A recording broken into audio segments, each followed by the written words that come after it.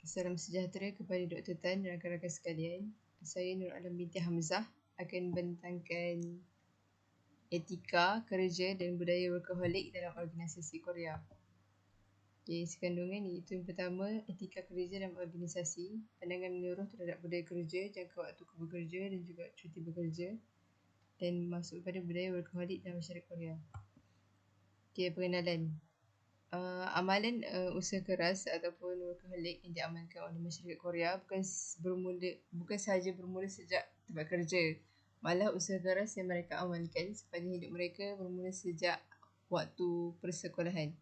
Dan persaingan yang kuat antara individu turut mempengaruhi usaha keras yang mereka lakukan.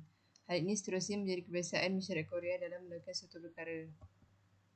Okey, kita tengok etika dalam organisasi, etika kerja dalam organisasi. 1990 NAS Established Code of Ethics yang mengandungi 3 pernyataan yang mungkin mampu diklasifikasikan oleh ahli etika sebagai bentuk peraturan etika ataupun etika deontological, yang bermaksud ada kenyataan yang mengandungi gedaran untuk perkara yang betul dan juga salah. Jadi prinsip etika boleh dibagi kepada dua versi, iaitu melarang perkara yang salah dan menyatakan perkara yang betul.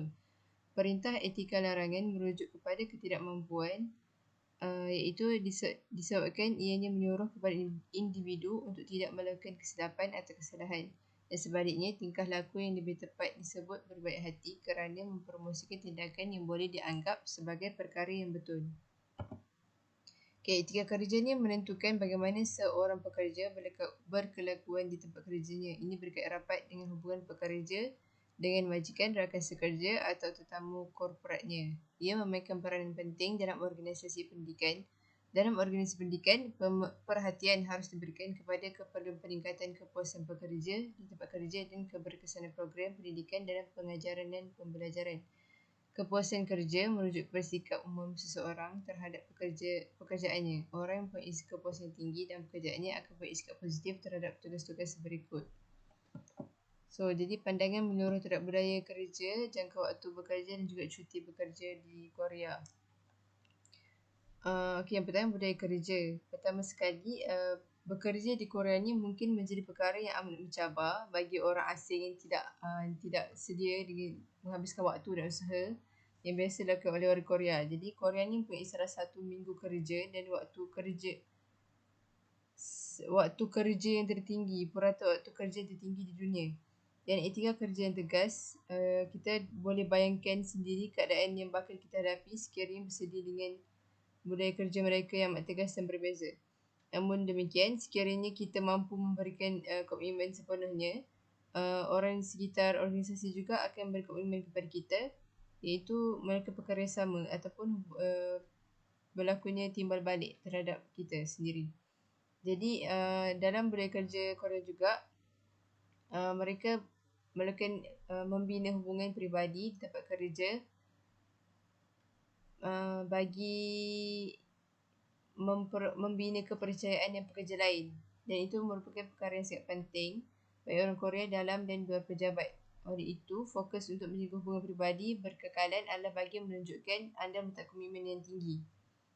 Tapi meskipun begitu, hendaklah diingat bahawa walaupun hubungan peribadi yang kuat dalam organisasi, kedudukan dan posisi dalam organisasi masih titik beratkan, dan perkara itu merupakan perkara yang harus dijaga. Okay, seterusnya jangka waktu bekerja.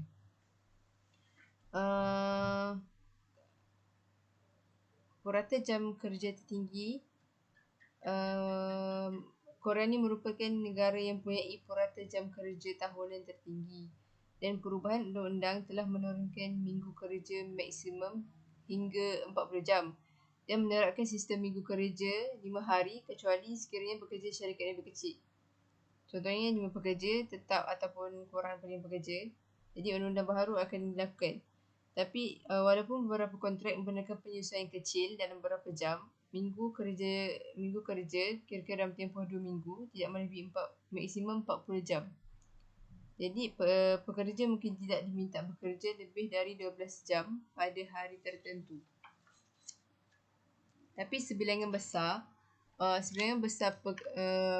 pekerja masih lagi bekerja lewat, maksudnya lebih waktu, dan sering pulang petang.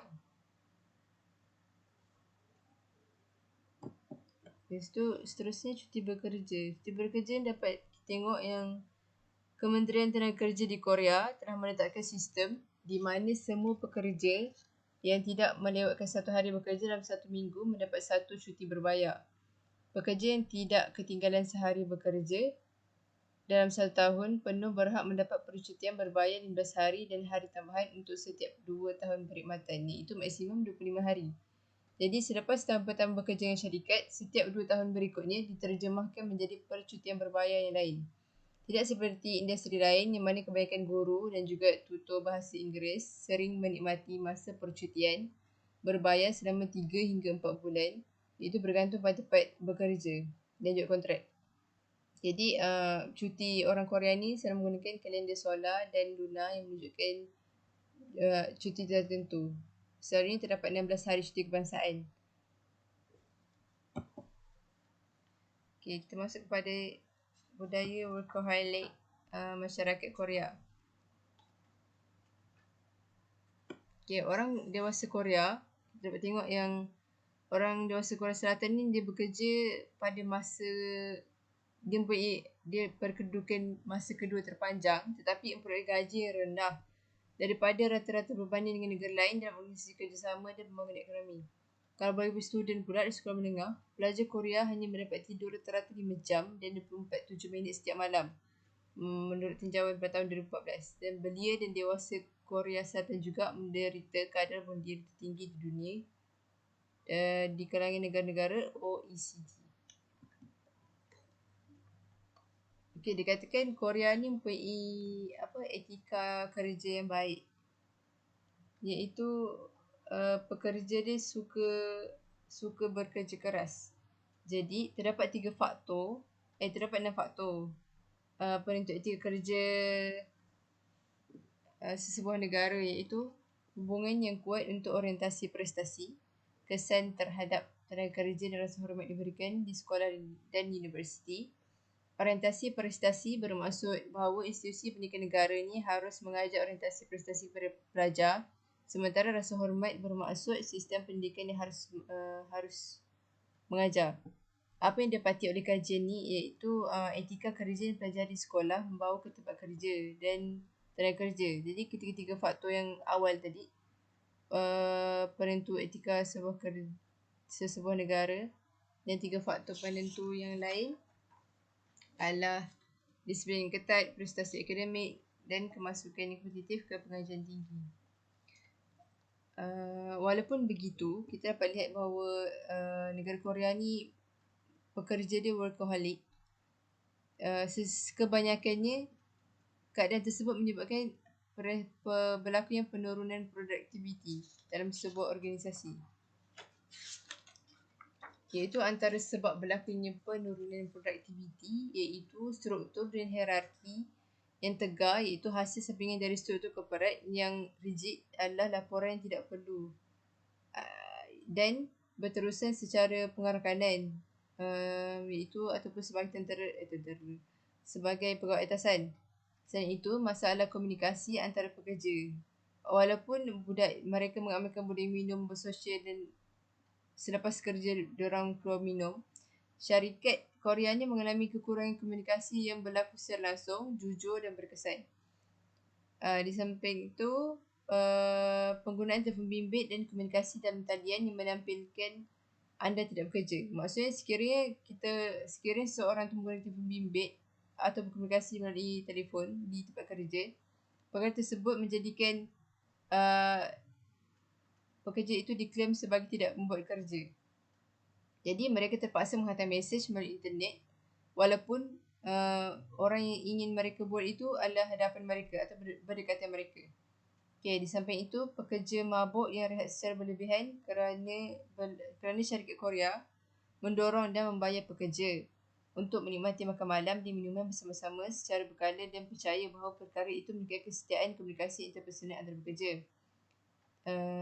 Tapi benda tu mampu menurunkan produktiviti sebab mabuk dan buang masa banyak. Jadi seterusnya, peraturan mengenai penyediaan bahan sekiranya mereka pembentangan atau mendapat suatu tugas. Dilihat bahawa individu mengambil masa terlampau banyak untuk menghabiskan 2 hingga 3 hari dengan menambah pelbagai bentuk gambar, carta alih dan grafik yang supaya kelihatan cantik pada persembahan PowerPoint. Jadi perkara itu membuang masa. Jadi seterusnya lulusan kurang lengkap dan lebih tua iaitu pekerja siswasa Korea. Diorang ni menghadapi persaingan tinggi untuk pekerjaan tapi diorang ni masih kurang kemahiran pendidikan dan tidak mempunyai kemahiran buat laporan. Jadi ini adalah kesan daripada sistem pendidikan disebabkan Korea banyak menggunakan sistem ujian dan kurangnya aplikasi praktikal. Dan terakhir iaitu produktiviti menurun disebabkan the art of look busy. Keadaan ini di mana orang Korea cenderung menunjukkan bahawa mereka dalam keadaan sibuk. Kalau kita lihat sangat jarang dah bertemu dengan orang Korea yang mereka mengatakan mereka ni tengah dalam keadaan rehat.